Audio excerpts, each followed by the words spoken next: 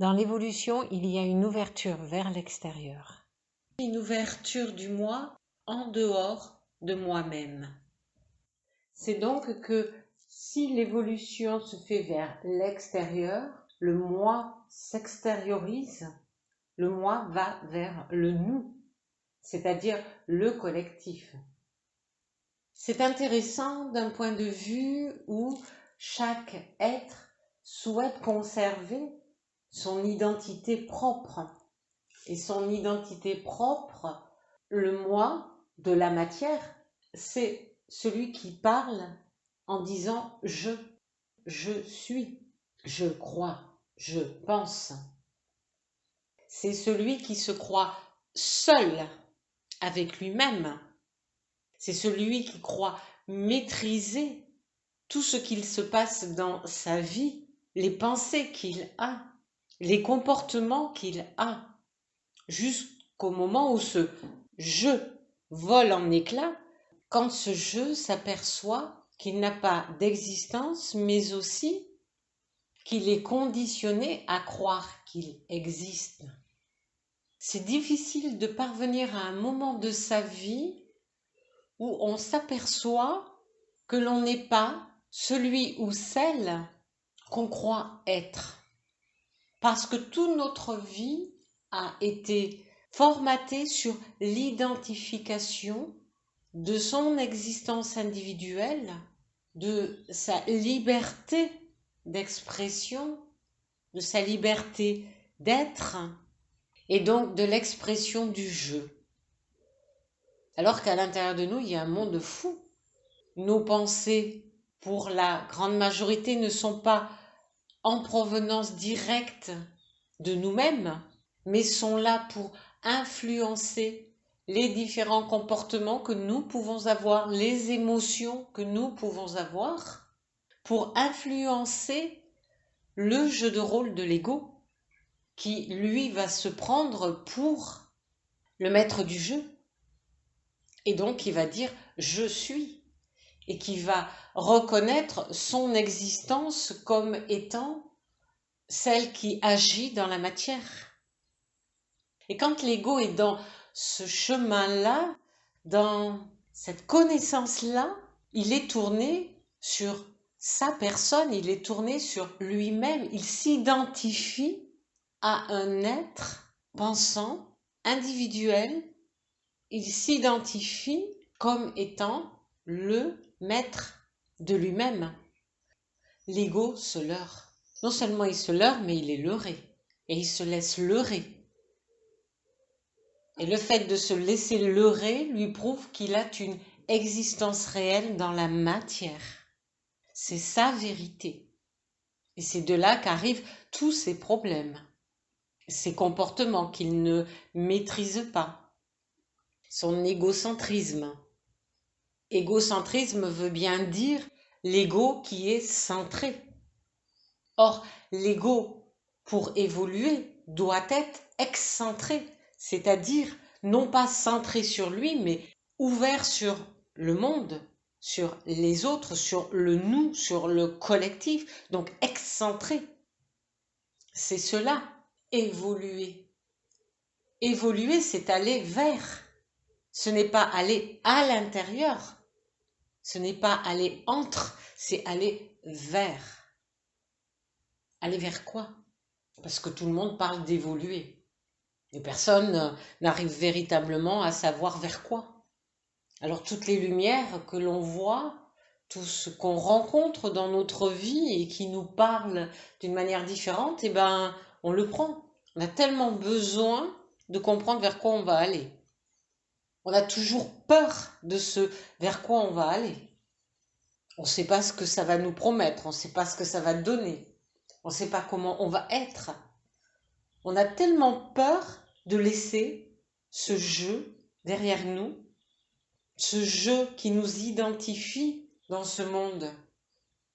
Ce jeu qui dit « je suis un être unique, individuel, je suis surtout pas comme les autres, je ne suis pas les autres, je ne suis pas le nous, je ne suis pas collectif ». Combien de personnes parlent de l'individuel et du collectif. L'être collectif n'a pas d'âme. L'être individuel a une âme. C'est vrai. Le jeu, ça vient de l'âme. C'est l'âme qui joue son rôle dans la matière. Ça ne veut pas dire que celui qui est collectif n'a pas d'âme. Ça veut dire qu'il a uni son âme à cette partie à l'intérieur de lui qui est multidimensionnelle et qui forme un ensemble de jeux réunis en un nous. Le nous ne veut pas dire les autres qui sont dehors quand je sors de chez moi.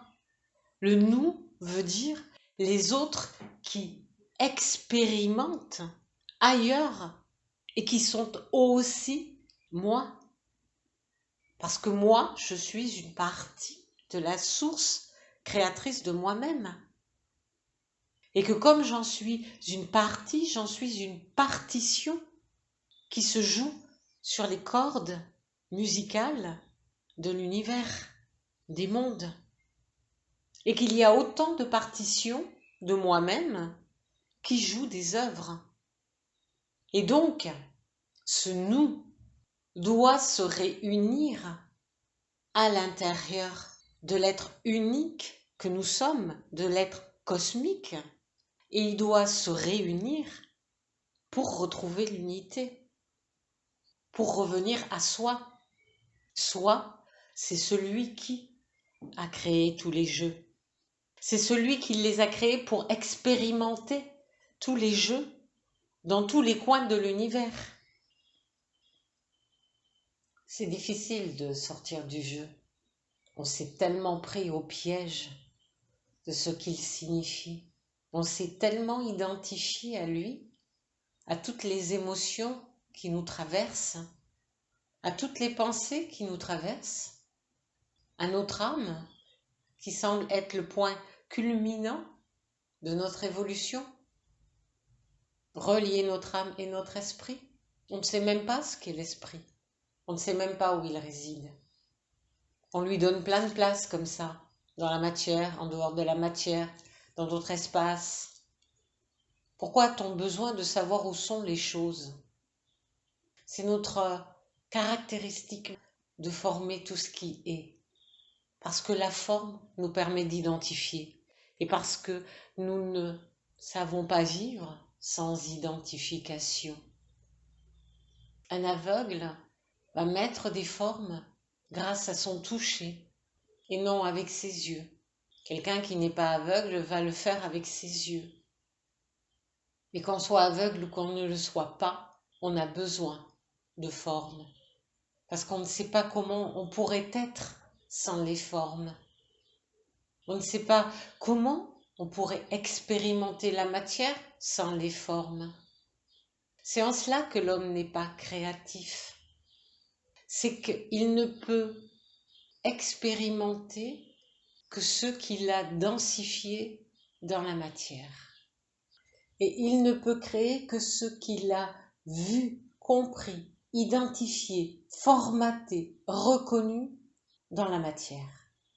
Il copie les formes, il crée en copiant les formes. C'est pas de la création, c'est de l'imitation, ce n'est pas de la création. Alors la question qu'on va se poser maintenant, c'est comment j'identifie le nous, les autres moi-même qui expérimentent dans la matière ou en dehors de la matière, dans d'autres espaces dimensionnels dont je n'ai même pas connaissance aujourd'hui. Cet être collectif que je suis, comment je l'identifie? Faute de pouvoir l'identifier aujourd'hui parce que je n'ai pas les paramètres pour les identifier, je commence d'abord par identifier mon jeu. Qu'est-ce qu'il implique? Je commence déjà à dépersonnaliser mon jeu, à comprendre les mécanismes de son évolution, c'est-à-dire du moi de la matière, du moi de l'âme qui veulent se rendre maître du jeu. Je commence déjà à voir cela et je commence à déconstruire ce jeu de la personnalité pour laisser un espace à l'intérieur de moi, un espace ouvert au jeu de la multidimensionnalité, au nous de la multidimensionnalité. Et ça, c'est un travail de très longue haleine. C'est un travail de tous les instants. C'est le travail que l'on peut faire aujourd'hui dans la matière.